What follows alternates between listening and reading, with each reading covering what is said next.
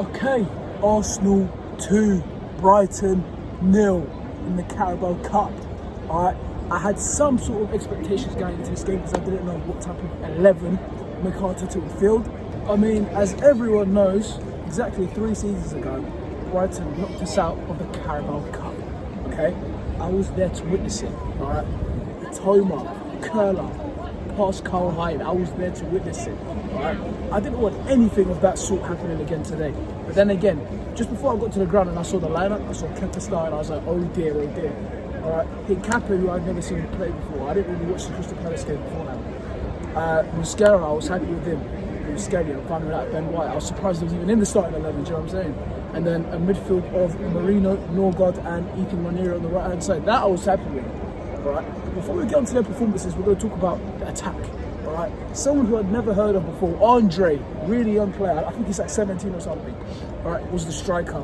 Eze on the left hand side and the super Max Diamond on the right hand side. Super Max Diamond on the right wing, that was expected. But yeah, let's get on to individual players before I talk about the game. Actually, let's talk about the game first. Alright, first half, Brighton were absolutely peppering us. Alright, although we could hold possession, although we could hold the ball and have spells of possession, Brighton could take the ball off us. Why? Because we weren't physical enough. Alright, they overrode us, you know what I'm saying, in the midfield, and they had 3 or 4 chances in the first half. Alright, and Kepa was being peppered. And credit to Kepa, alright? Kepa Arrizabalaga, I'm not confident in him whatsoever, but he had a really good game today, all things considered, you know what I'm saying? He kept a clean sheet and that's all that matters. And we didn't get knocked out. Keep a clean sheet and don't get knocked out of the Carabao Cup. That's all I cared about, you know what I'm saying? So, Kepa, I'm happy with. Yeah, I think in the second half we improved much more. I mean, Brighton barely had shots on target. They barely was in our area in the opposition half, basically, in the second half. Much football wasn't even being played there, you know what I'm saying, on the other side of the field. I was in the North Bank, you know what I'm saying. But yeah, let's talk about plays now. Kepa Arrizabalaga, he was very good for me. He stopped 2 very important goals. And in the second half, amazing hand straight up, you know what I'm saying. For that, he's getting a 7 out of 10 for me. Didn't put a foot wrong. Actually, he's getting an 8 from me. 8.5 out of 10. All right, I was comfortable. I was happy with him. Left back, Miles Skelly, proud of him. Really good standard performance from him. 8 out of 10. Hincapie, I was. Let's not say I was moved by Hincapie. I was surprised by his performance. His good performance. All right, I'm giving him a 7 out of 10. Muscara, it's almost as if Saliba got cloned. All right, 9 out of 10.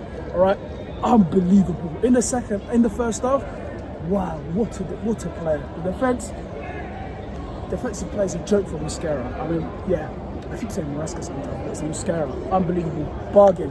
Right back, Benny White. Benny White. I was, before the game, I thought he wasn't even going to be played. All right, I thought he was. Arteta said that he'd taken an injury, as in training, and that wasn't good news. But he was fielded today. He started today, and I was proud of that performance he put out today. The way he was driving forward with the ball and looking for Max Diamond on the right hand side. It reminded me of 22-23 Benny Blanco, Ben White, and now let's go to the midfield.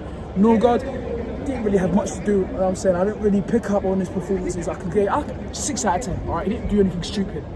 Marino, I mean, he had more spells up top than he did in midfield. Let's be honest.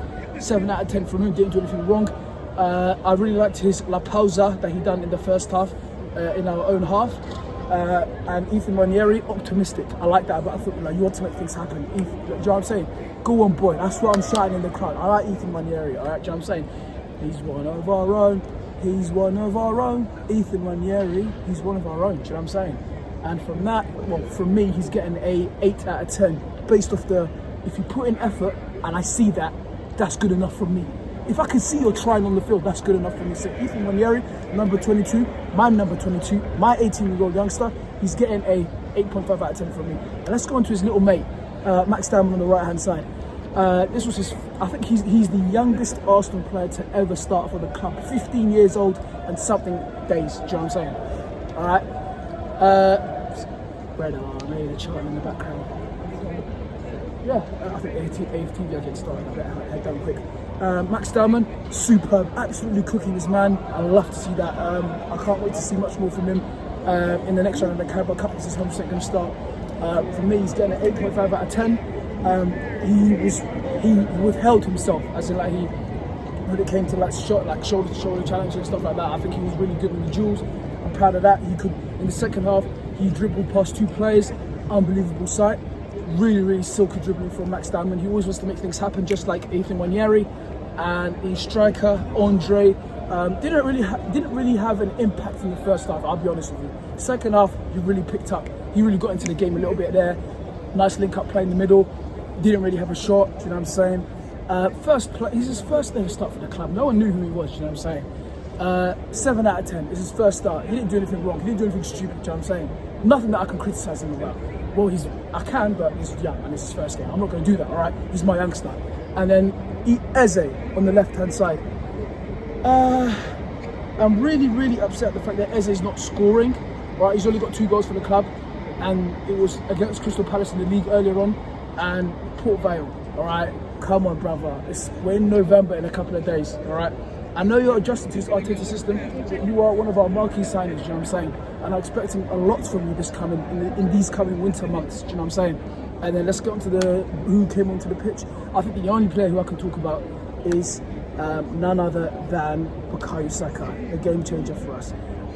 Yes, Ethan Nwaneri did score a goal in the second half. Unbelievable back heel, I think it was from Marino. And then Marzio Skelly made the pass, and then Ethan Nwaneri across the keeper, bottom right hand corner, hit the post, winning. Unbelievable goal from Ethan Nwaneri. Yes, what a finish, man. I was right in front of that. I was in North Bank, Block 7, stuck my way there, do you know what I'm saying? OVO Zach AFC Zach, I'm rebranding that. I'm not OVO Zach, I'm AFC Zach. AFC Zach does not sit in upper tier, do you know what I'm saying? I go down, do you know what I'm saying? I had an upper tier ticket for Atletico Madrid. Nope, I go down. I hustle my way and find a seat somewhere and stand, do you know what I'm saying? Some bloke next to me called Paul, 70 something, do you know what I'm saying? He has a season ticket up in the upper tier. He came right down. Do you know why? Because we're both the same. He's white, I'm black, but we're both the same. Do you know what I'm saying? Right? You know that meme? The black hand and the white hand. You know what I'm saying? Genie Wijnaldum, my friend Kid Young. Do you know what I'm saying? That's me and him. That's me and Paul, the 70-year-old man. That's me and him. Do you know what I'm saying? But we're both the same. We want to chant and we go down. Do you know what I'm saying? Because you can't chant from up there. Shite. Right? It's not nice. So we're both down there. You know. I might have given it large to the Brighton police. I might have said you're on the payroll ref, Brian envelope to the referee. I might have said that. I might have not said that. You know what I'm saying? And yeah, because Saka scored the goal, I think he was cooking that. Him and Max Diamond were giving that left back a hard time. I don't even know half the plays that they fielded. Danny Welbeck did come on. I know who Van Hecke was and I know who Steele was their keeper, but I didn't know who anyone else was, you know what I'm saying? Brighton, they've fallen off, you know what I'm saying? Who cares about Brighton in 2025, you know what I'm saying? Man United beat you, for God's sake. Danny Welbeck's got a fucking free kick against you, you know what I'm saying? In 2025. We're going into 2026 in 2 months. But yeah, Bukayo Saka, star boy, what else can I say? World class, elite, is he the best right back? Is he the best right winger in the world right now? Yes, he is. Right, there, I said it. Bukayo Saka is the best right winger in the world this year. And he's on track to have a World Cup and a Premier League / Champions League winning campaign for the 2026 Ballon d'Or. All right, guys, you have to start getting comfortable with the fact that Bukayo Saka could win the Ballon d'Or. Right, you have to get comfortable with the idea that Bukayo Saka could potentially win the Ballon d'Or. I mean, what I'm seeing, you should be seeing. He's the best right back. He's the best right winger in the league. He's the best right winger in the country. He's the best right winger in Europe. He's performing, he's outputting. You cannot deny what you're seeing. This is greatness. And if Arsenal do win the Premier League, it's not when we win the Premier League, and if we win the Champions League, and if England win the World Cup, that's all the objectives ticked off to win the Ballon d'Or. Okay, all the objectives, because we all know Saka has. I mean, I'm just thinking. I'll stop talking. I'm just thinking about it. Bukayo Saka at the Ballon d'Or ceremony, lifting it. Do you know what I'm saying? Wow. But yeah, that's AFC Zach, or from live reporting from the ground, from the Emirates. That's us beating Brighton 2-0. And that is us progressing onto the next round of the Carabao Cup. Surprisingly, because the last time I did come here, I got knocked out. Do you know what I'm saying? But yeah, that's AFC Zach. Yeah, hopefully the next game I go to will be a good one.